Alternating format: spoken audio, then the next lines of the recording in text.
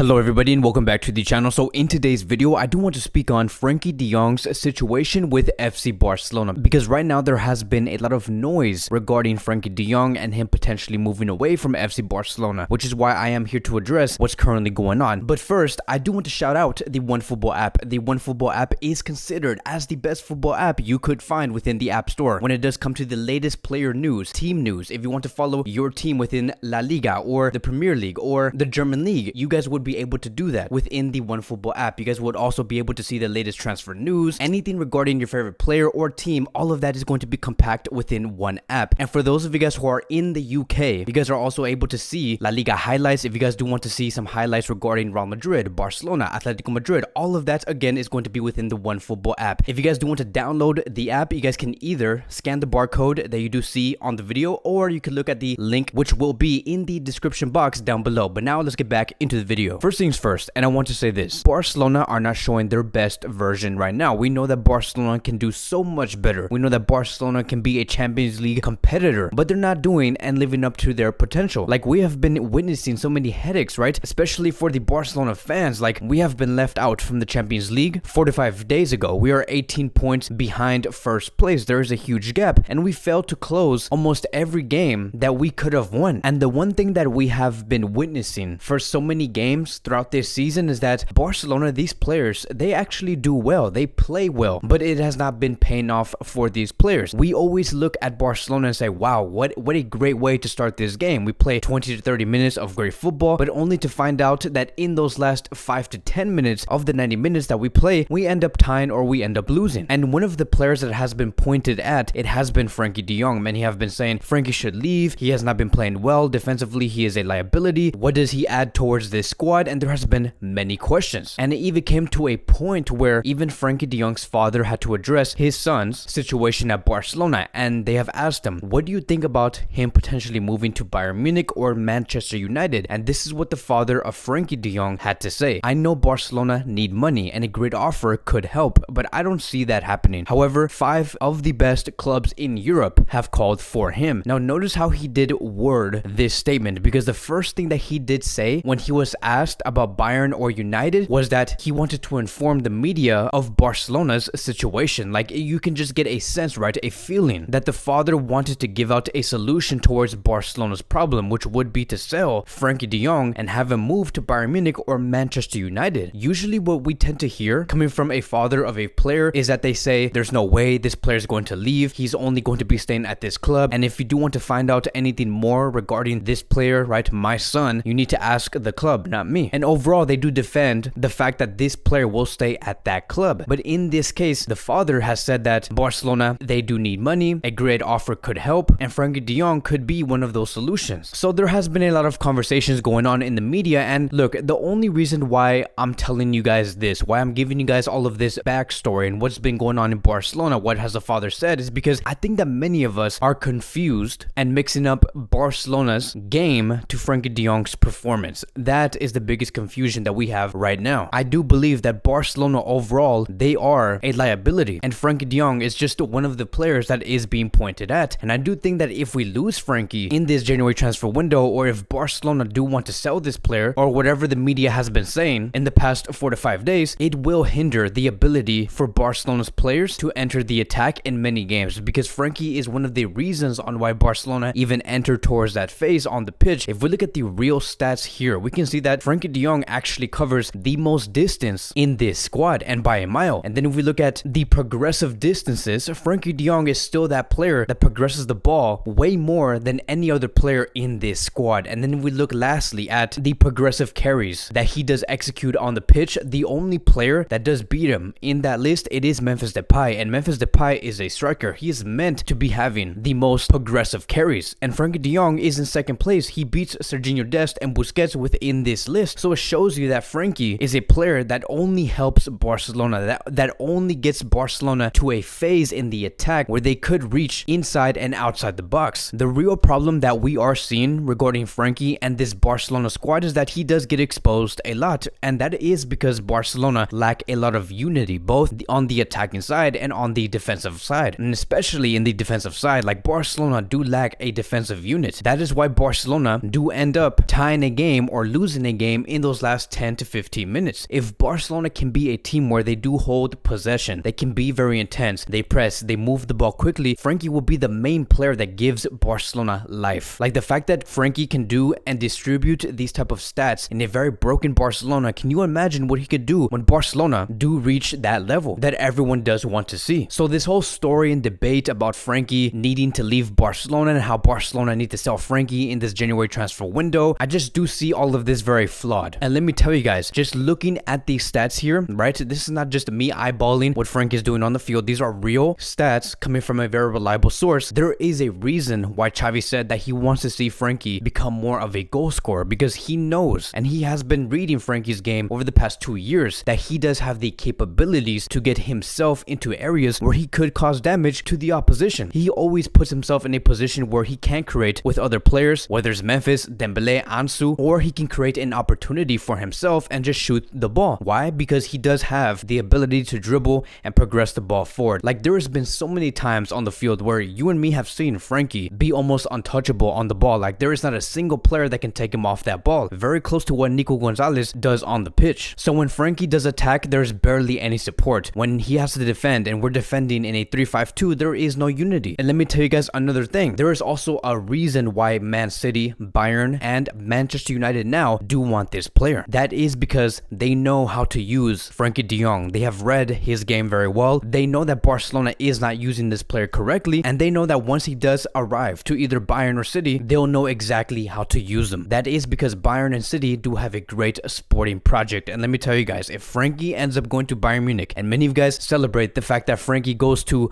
Bayern and we get to finally see Gavi, Pedri, and Nico Gonzalez in the midfield, right? And thinking that everything's going to be okay. No, that is going to be the opposite of what we could see. Because to see Frenkie at Bayern Munich, he will become a monster. And when Barcelona do end up going against Bayern Munich with Frenkie in that midfield with Kimmich, I can't even imagine what that's going to be like. Like the only thing Frenkie's going to do based off the system that Bayern does have on the pitch is that he is going to conquer that defensive third. He is going to take the ball away from you. He is going to be untouchable. He is going to be the main player to progress Bayern Munich. And imagine that. Imagine Frenkie running with the ball with Sané and Gnabry on both sides with Lewandowski in front. It would be something that many would greatly admire. And I just do not want to see that happen for Bayern Munich. Like, I know that I might sound like a bum for saying that, but I am a Barcelona fan and I want to see Barcelona have all of the benefits when it comes to Frenkie de Jong. And we need to take advantage of that. So it's only a matter of time before we do see Xavi get the best from this player. It is going to be taking maybe 1 to 2 transfer windows for us to strengthen overall and then see the best of the Dutchman star. But that is going to be wrapping up today's Barcelona Daily News. Thank you guys so much for watching. If you guys are new here, welcome to the channel. Please like, subscribe, comment, and I will see you guys in the next video.